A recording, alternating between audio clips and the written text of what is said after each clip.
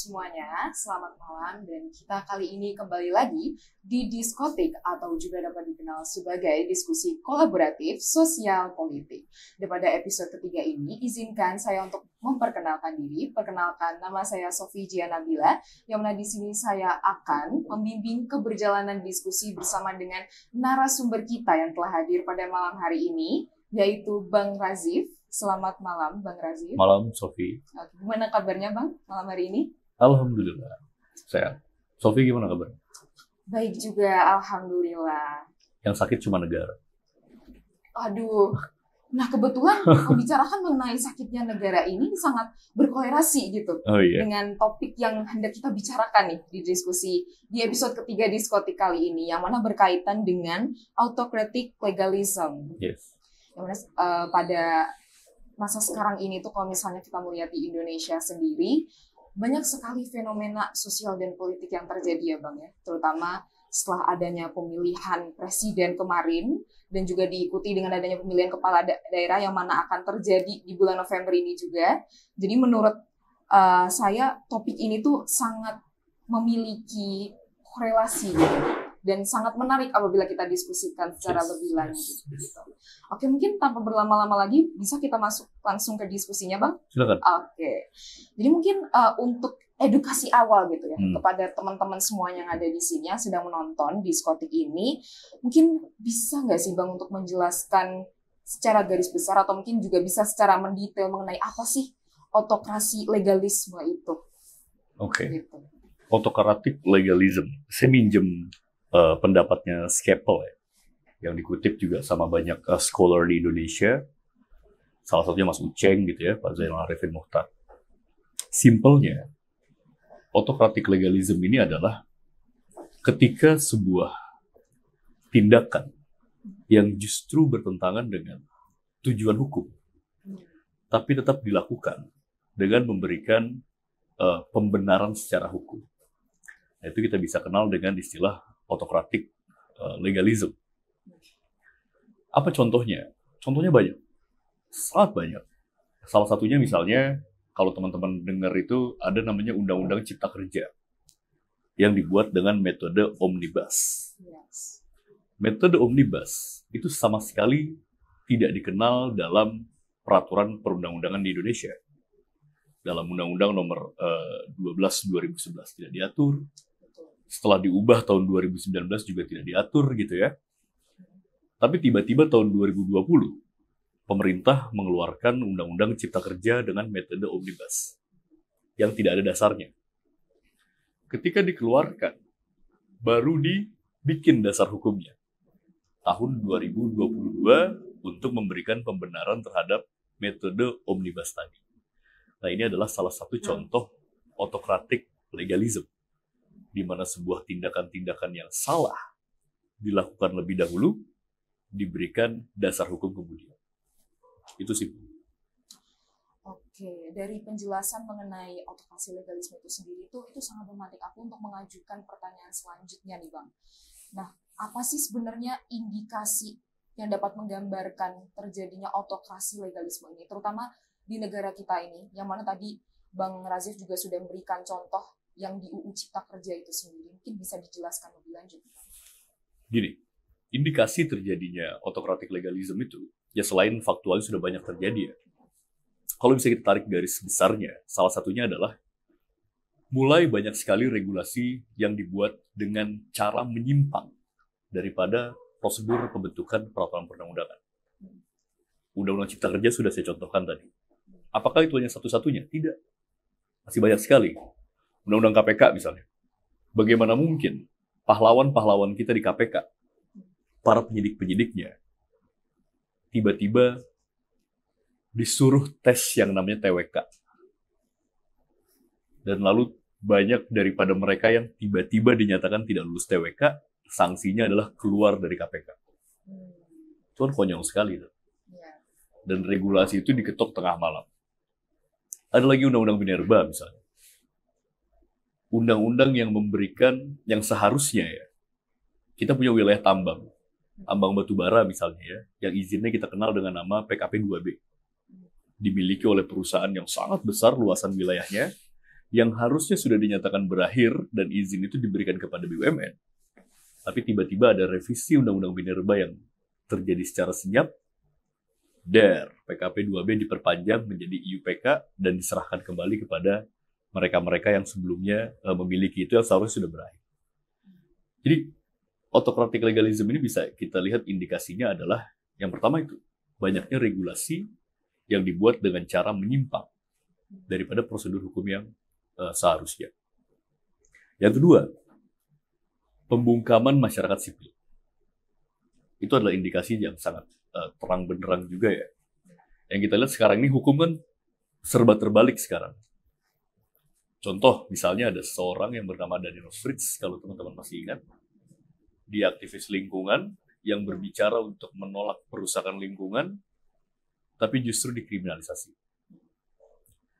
Di Sumatera Utara ada seorang tetua adat yang marah gitu ya, wilayah hutan adatnya yang selama ini digunakan untuk hidup, tiba-tiba ditetapkan sebagai izin perkebunan perusahaan.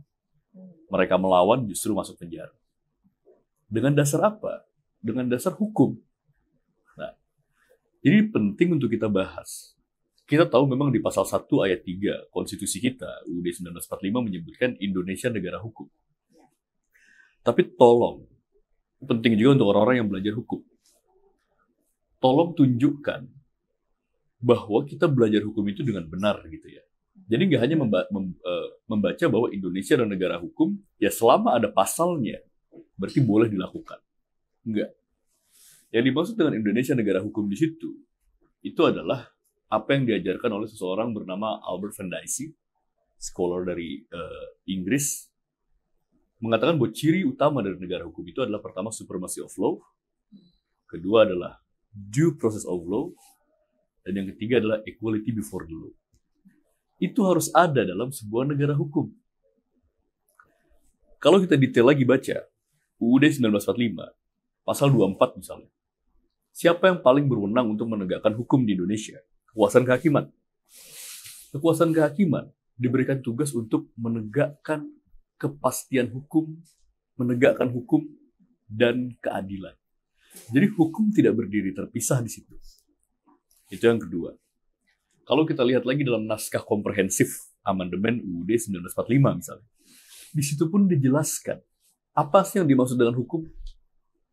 Di situ hukum selalu dilekatkan dengan kata keadilan. Hukum dan keadilan, hukum dan keadilan. Artinya adalah hukum yang adil yang ditegakkan. Bukan hukum yang otoriter, bukan hukum yang tangan besi. Oleh sebab itu kita selalu diajarkan di Fakultas Hukum yang mengatakan bahwa kepastian hukum yang tidak adil itu bukan hukum dalam arti yang sebenarnya. Nah ini harus kita bongkar. Makanya ada kajian autocratic legalism. Jangan sampai masyarakat itu ditaklukkan dengan hukum yang tangan besi. Dengan dalih, ya inilah hukum. Maka ketika sudah menjadi hukum, harus diikuti. Itu yang harus kita bongkar ke pemikiran masyarakat. Kita tahu sumber hukum itu bukan cuma undang-undang. Kita diajarkan, dan saya rasa perlu disampaikan juga ke semua orang gitu ya. Sumber hukum formil kita bukan hanya undang-undang. Undang-undang itu hanya salah satu. Selain undang-undang ada yang namanya tradisi, kebiasaan. Masuklah di situ etika, masuklah di situ norma agama, norma kesusilaan, norma sosial, dan lain sebagainya. Itu sumber hukum loh. Ada traktat, ada putusan, presiden, ada doktrin, pendapat ahli, itu bahkan sumber hukum. Maka ketika ada orang yang mengatakan bahwa presiden kita melanggar pasal apa, misalnya, itu kan konyol. Karena bukan hanya pasal pemberlakuan hukum di Indonesia, tapi juga ada kebiasaan yang berlaku di masyarakat, ada etika, itu semua harus dianggap sebagai sebuah hukum yang berlaku. Maka saya senang sekali kemarin saya baru dapat kutipan dari Martin Luther King Jr. Dia bilang begini, menjadi tanggung jawab moral bagi setiap orang untuk tidak taat terhadap hukum yang tidak adil.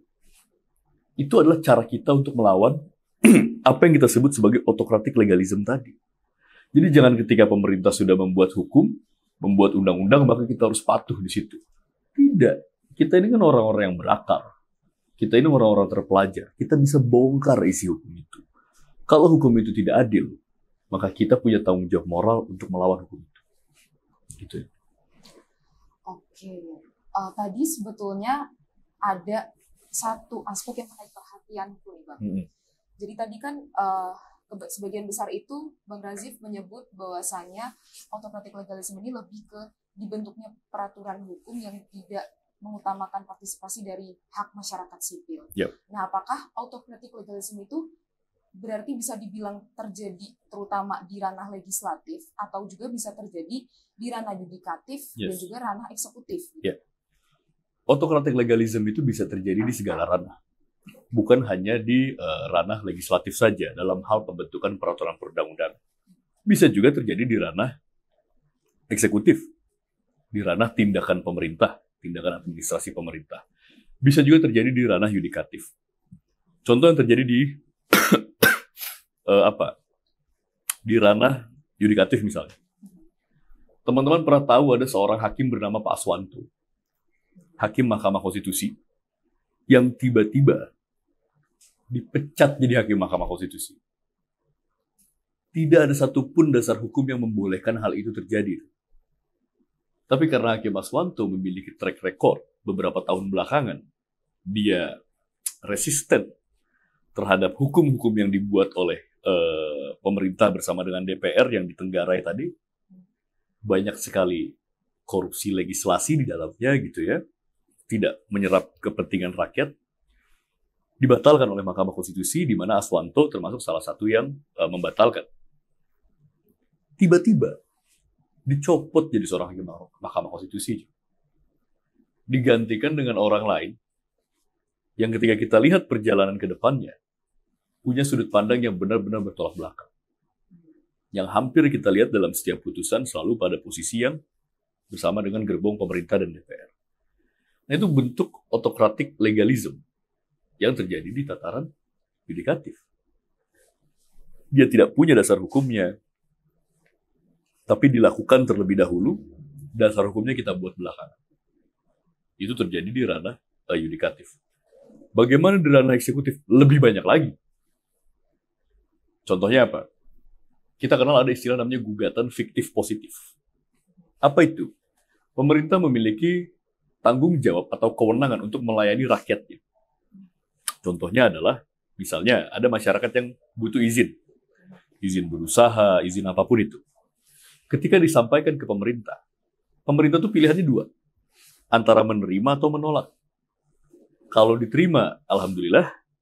Kalau ditolak, masyarakat punya hak untuk menggugat. Kenapa ditolak? Tapi pemerintah mengambil jalan abu-abu. Dia mengabaikan. Ditolak tidak, diterima tidak. Nah, hukum itu menyediakan sarana juga tadi. Ketika pemerintah mengabaikan, masyarakat tetap memiliki hak untuk menggugat. Tapi tiba-tiba, itu mekanisme itu dihilangkan. Orang pengen menggugat itu nggak bisa. Itu terjadi di ranah eksekutif. Baru setelah itu terjadi, jadi presiden, dibuat regulasinya. Bahwa tidak bisa lagi gugatan fiktif positif, dan lain sebagainya, dan lain sebagainya. Jadi, sekarang model seperti itu tuh yang senang dilakukan oleh para penguasa di negara kita. Baik dari sektor legislatif, eksekutif, maupun yudikatif. Gitu, Sofi. Oke. Membicarakan mengenai tadi ya, kejadian autocratic legalism yang mencakup seluruh ranah di trias politika, yaitu mulai dari legislatif, yudikatif, dan juga eksekutif. Mungkin kalau misal dikorelasikan nih Bang, dengan fenomena yang terjadi di Indonesia saat ini nih, di tahun ini, yang mana tahun ini ada 2 pesta demokrasi ya, ada pemilu dan juga pilkada. Mungkin apakah bisa diberikan contoh praktiknya gitu? Ya sangat banyak. Saya rasa sudah jadi landmark gitu kan. Kita tahu ada orang-orang yang pada dasarnya belum memenuhi syarat untuk mencalonkan diri sebagai salah satu kontestan di pemilihan presiden dan wakil presiden. Ya, tapi tiba-tiba dengan beberapa gerakan manuver hukum gitu ya, tembus putusan 90. Tiba-tiba hukumnya diubah dan menjadi bisa diajukan dalam jangka waktu yang sangat singkat. Saya pernah berdebat dengan banyak pakar hukum tata negara, bukan pakar lah ya, pemerhati hukum tata negara lah yang membela putusan ini. Padahal kita tahu bahwa putusan ini punya permasalahan konstitusional yang sangat jelas. Di mana ada hakim yang conflict of interest, karena dia memutus untuk ponakannya sendiri pada dasarnya, tapi tetap ikut memutus. Saya berdebat dengan beberapa pemikir tata negara juga yang mendukung itu, tapi dia juga tidak setuju dengan conflict of interest tadi.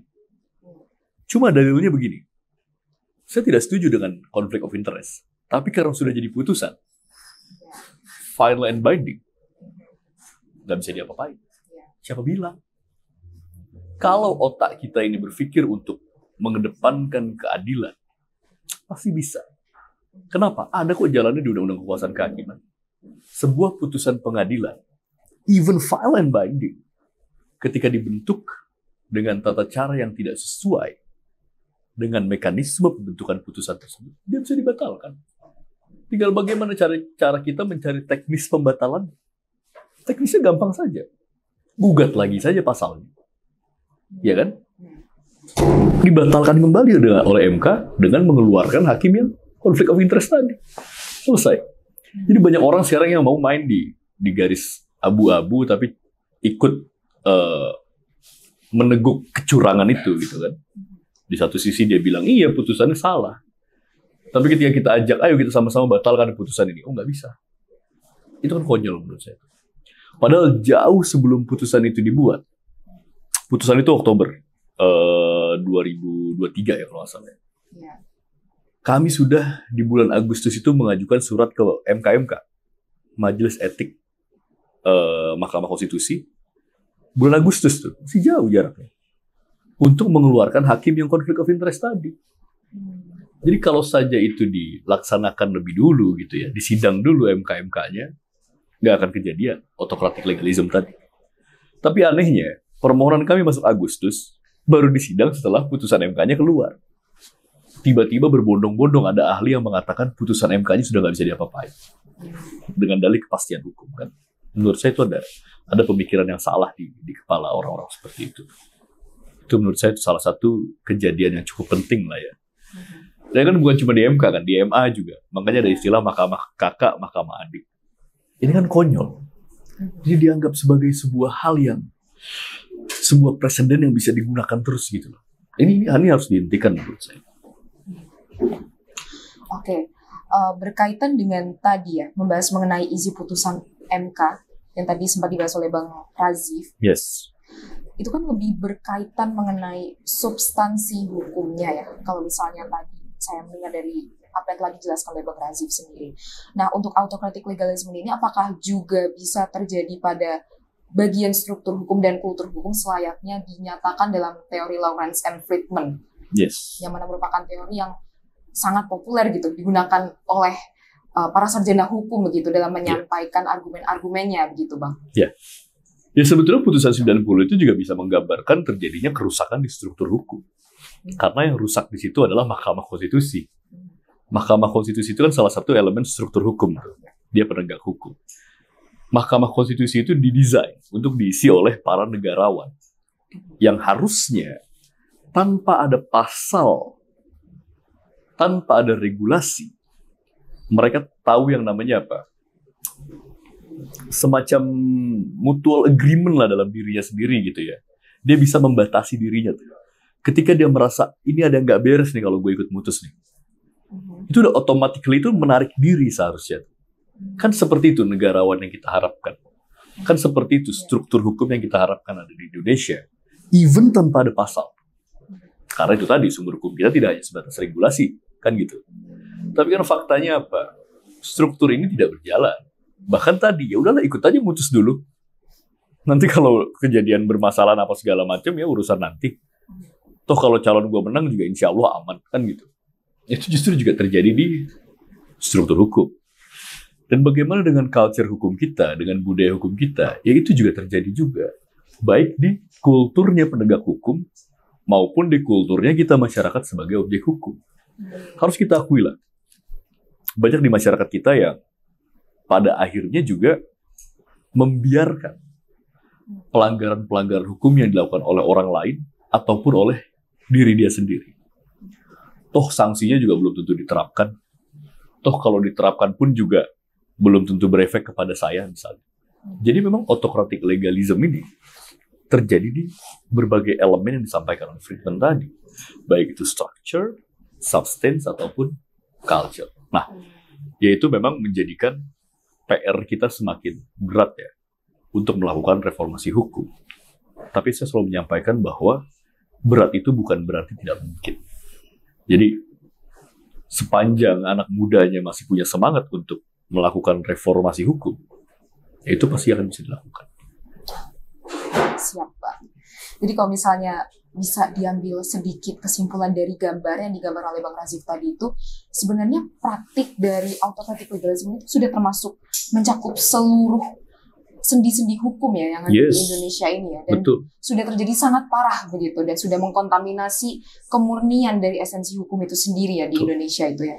Dan tapi kan kalau misalnya kembali lagi ke substansi nih Bang, berkaitan dengan peraturan perundang-undangan yang berlaku di Indonesia yang tadi sempat disinggung oleh Bang Razif, mulai dari Cipta Kerja yang tidak melibatkan partisipasi dari masyarakat sipil.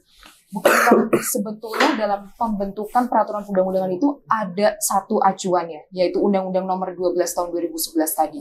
Nah, apakah eksistensi dari Undang-Undang Nomor 12 Tahun 2011 itu belum kuat begitu di Indonesia, sampai akhirnya banyak sekali praktik dari autocratic legalism ini begitu, Bang?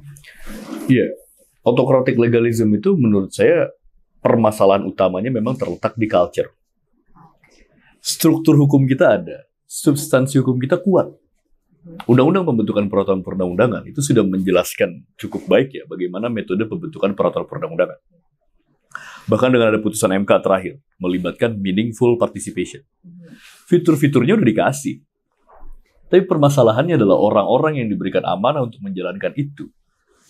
Mereka unwilling. Bukan unable, unwilling. Nggak mau melaksanakan itu. Kita lihat putusan MK, Undang-Undang Cipta Kerja dibatalkan. Inkonstitusional bersyarat, harus diperbaiki dalam jangka waktu 2 tahun dengan meaningful participation. Kan tinggal dilaksanakan saja. Tapi pemerintah kita melakukan apa? Malah dibikin perpu. Perpu itu kan hak prerogatif presiden yang bisa dibuat tanpa melibatkan pertimbangan siapapun. Jangankan masyarakat, DPR aja bisa dilangkahi dengan perpu. Dibuat dulu regulasinya, masa sidang pertama baru disahkan oleh DPR. Nah inilah, logikanya kan nggak ketemu tuh. MK nyuruh Anda perbaiki dengan meaningful participation. Libatkan masyarakat. Ini bikin perpu. Hak prerogatif. Jadi, substansi kita itu sudah bagus. Tinggal masalahnya memang para penegak hukumnya yang kurang ajar. Oke Bang, jadi sebenarnya permasalahan itu lebih ke masyarakatnya ya, terutama di aparat penegak hukum itu sendiri. Betul. Begitu. Dan untuk pertanyaan selanjutnya nih Bang, berkaitan dengan tadi, apa dampak yang ditimbulkan dari praktik autokrasi legalisme yang terjadi dalam ranah proses pembentukan peraturan perundang-undangan itu tadi Bang? Ini bisa dijelaskan? Wah, dampak itu sangat buruk teman-teman. Dampaknya itu adalah Indonesia yang meletakkan hukum sebagai panglima itu udah terdowngrade abis-abisan.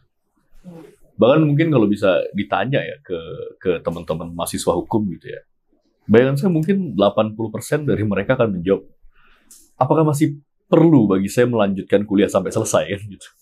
Betul. Ya karena hukum itu jadi nggak ada harga dirinya. Ya. Hukum dibuat tapi dilangkahi. Jadi kayak istilah anak-anak inilah, anak-anak jalanan gitu ya. Hukum ada untuk dilanggar. Dan merasa keren ketika melanggar hukum.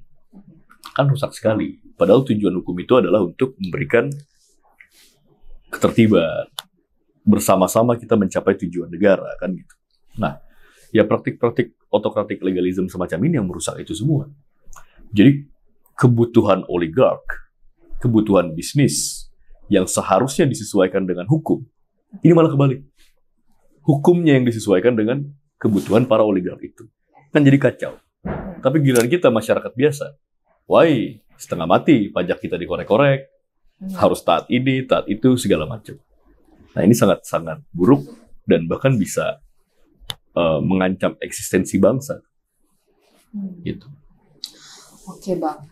Kemudian untuk pertanyaan selanjutnya nih Bang, tadi kan untuk dampak dari adanya autokrasi legalisme ini kan sangat-sangat buruk ya. Betul. Karena sudah merembet ke banyak hal begitu. Nah, kalau dari pandangan Bang Razif sendiri, apakah negara itu sudah memiliki upaya untuk memperbaiki situasi ini begitu? Apakah sudah ada upayanya, namun memang belum dieksekusi dengan baik begitu Bang? Saya melihat beberapa tahun belakangan nggak ada. Belum ada sama Tidak sekali ada ya? upaya yang dilakukan oleh negara, dalam hal ini pengampu negara, CQ pemerintah ya, untuk memperbaiki ini semua. Justru sebaliknya, mereka yang menciptakan kekacauan ini. Ya mereka yang membuat hukum semakin tidak bisa ditegakkan begitu ya. Karena yang saya lihat sudah terlalu banyak oknum yang berkuasa. Dan oknum itu sangat nyaman hidup di media tanam yang serba abu-abu. Karena kalau udah serba abu-abu, hukum nggak lagi berfungsi. Tapi yang berfungsi adalah kekuasaan. Kan gitu. Jadi kalau scholar kita pada nulis Indonesia adalah negara hukum, bukan negara kekuasaan, itu hampir 80% tulisan jurnal hukum itu pasti dimulai dari itu paragraf pertama. Kalau kalian sering baca jurnal. Indonesia adalah negara hukum dalam kurung Rechtsstaat. Bukan negara kekuasaan dalam kurung Machtstaat. Tapi sekarang terjadi sebaliknya. Sekarang mau jadi Machtstaat. Kenapa? Mereka suka menciptakan hukum yang abu-abu, gampang diubah. Ketika orang bingung, kekuasaan yang masuk di situ. Ya, ketika kekuasaan yang masuk di situ, berlakulah tuh yang namanya suap, nepotisme, kolusi, dan lain sebagainya. Dan itu pelakunya adalah oknum-oknum penguasa negara. Jadi kalau dibilang apakah negara sudah melakukan sesuatu untuk memperbaiki ini semua? Belum. Justru yang mati-matian berdarah itu adalah civil society. Mereka yang teriak. Mereka yang berusaha untuk memperbaiki ini semua. Gitu. Ya jadi memang kalau kita ingin membuat ini efektif, gerakan civil society itu memang harus dilakukan oleh seluruh elemen. Bukan hanya orang-orang yang bergerak di bidang NGO gitu ya. Tapi dukungan dari buruh, dukungan dari petani, dukungan dari mahasiswa. Itu penting sekali untuk dilakukan menurut saya. Oke Bang. Nah, berkaitan dengan penjelasan di Bang Razif tadi ini memantik aku untuk memunculkan satu pertanyaan nih. Yeah. Kan Indonesia itu merupakan negara demokrasi ya Bang ya, yang mana hak konstitusional warga negaranya itu termasuk dalam bebas berpendapat. Yes. Dan juga bebas untuk menyampaikan aspirasinya lah begitu.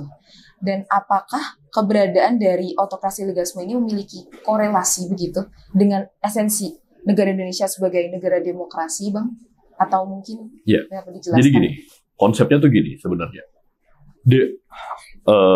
Autokrasi legalisme ini sebetulnya adalah ingin menerapkan kembali negara seperti Orde Baru gitu ya. Tapi bungkusnya diganti jadi lebih soft. Gitu. Ya kalau kita buka isinya sama sebetulnya, kan gitu. Kalau Orde Baru itu kan ya jelas-jelas banyak sekali peraturan-peraturan yang melarang orang untuk berbicara di muka publik dan lain sebagainya. Tapi kalau autokrasi legalisme, hak untuk menyampaikan pendapat di muka umumnya itu tetap dibiarkan. Tetap ada gitu ya. Tapi ketika dipraktikkan, ternyata kita dihajar dengan penegakan hukum yang tidak adil. Penegakan hukum yang serampangan gitu. Jadi kalau bahasa saya itu ini demokrasi semantik gitu. Hipokrit. Jubahnya demokrasi, begitu kita buka jubahnya ternyata dalamnya autokrasi. Itu. Oke. Nah, berarti ada korelasinya ya Bang? Oh betul, sangat berkorelasi. Ini ya. Oke.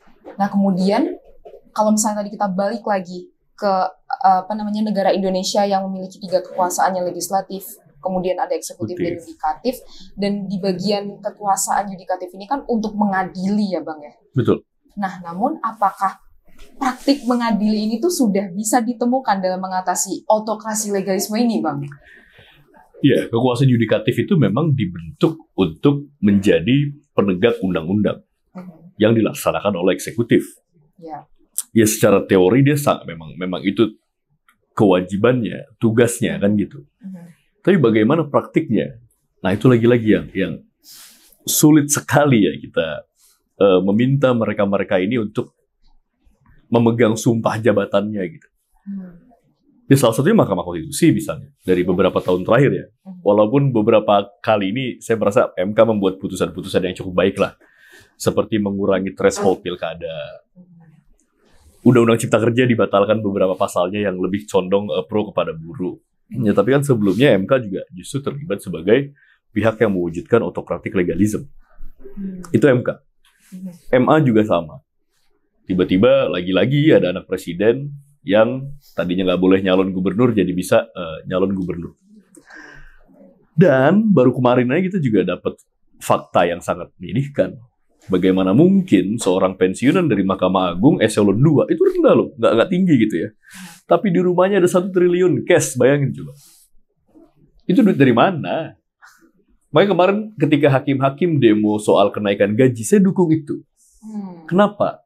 Karena hakim-hakim yang minta kenaikan gaji, saya yakin betul mereka adalah orang-orang yang ingin hidup dari gaji. Dan memang seperti itu seharusnya. Anda hidup dari gaji. Makanya gajinya dinaikin. Hakim-hakim yang justru sangat menolak, pandangan saya nih ya, nolak dan naik gaji dia. Ngapain sih pakai naik gaji? Anda kurang bersyukur dan lain sebagainya. Tapi hidupnya mewah. Anda ini orang-orang yang hidup tidak dari gaji, tapi dari para pihak kan gitu. Itu yang merusak negara. Jadi kekuasaan kehakiman yang secara konsep memang dibentuk untuk menghilangkan atau menghambat autokratik legalisme, tapi lagi-lagi ketika diisi oleh orang-orang yang tidak benar, justru mereka jadi pemeran utama autokratik legalisme. Maka saya sampaikan kepada mahasiswa, adik-adik saya ya, mahasiswa hukum yang punya pemikiran, aduh nggak mau jadi hakim, nggak mau jadi jaksa, nggak mau jadi PNS gitu ya, dengan alasan, di sana tuh terlalu kotor misalnya gitu ya. Ya, di sana kan selalu kotor kalau kalian orang-orang baik nggak punya mimpi untuk masuk ke sana. Jadi, hilangkan tuh pemikiran seperti itu. Mulailah untuk bercita-cita menjadi hakim. Mulailah bercita-cita menjadi jaksa, menjadi PNS. Tapi yang berintegritas. Oke. Membahas mengenai integritas nih ya, Bang. Yeah. Kan itu berkaitan dengan integritas yang dipegang oleh para aparat penegak hukum, terutama dalam mengeksekusi peraturan perundang-undangan yang telah dibentuk nih oleh negara. Nah, menurut Bang Radzif sendiri nih, apakah perlu dibentuknya undang-undang etika penyelenggara negara begitu untuk mengatasi adanya autokrasi legalisme ini? Gini, etika profesi di Undip wajib nggak? Termasuk mata kuliah wajib sih, Bang. Saya masih bisa bernafas lega mendengar di Undip ini masih mewajibkan etika profesi hukum. Tapi di beberapa tempat, etika profesi hukum itu jadi mata kuliah sunnah. Harus kan diwajibkan. Nah, itu kesalahan itu dari situ tuh, dari awal. Jadi sebetulnya kalau ditanya, butuh gak kita undang-undang tentang etika etika PNS? Saya merasa bahwa kita nggak perlu lagi bentuk undang-undang, bentuk lembaga-lembaga baru. Nggak perlu. Yang butuh kita lakukan adalah mengimpose pencerdasan kepada para penegak hukum, kepada masyarakatnya untuk sadar beretika. Lagi pula kita bicara etika kok. Etika itu kan lebih tinggi daripada hukum. Betul. Kalau kita bikin etika jadi undang-undang, ya kita sama saja mendowngrade kualitas etika di situ. Jadi saya termasuk orang yang tidak mendorong ya adanya undang-undang tentang etika. Tapi etika itu harus diajarkan, harus dipatuhi, bukan karena ada pasalnya. Tapi karena itu masuk ke kepala dan hati mereka secara otomatis.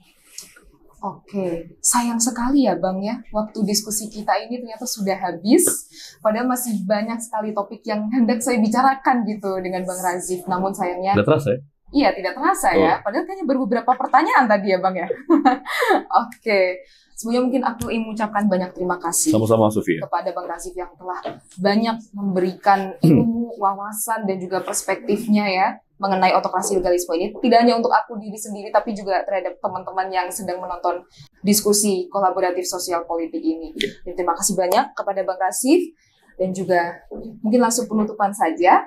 Jadi saya, Sofia Nabila, selaku moderator pada diskotik episode ketiga mengenai autokrasi legalisme ini, saya izin untuk pamit undur diri, dan sampai jumpa pada diskusi kolaboratif sosial politik atau diskotik di episode selanjutnya. Sampai jumpa teman-teman.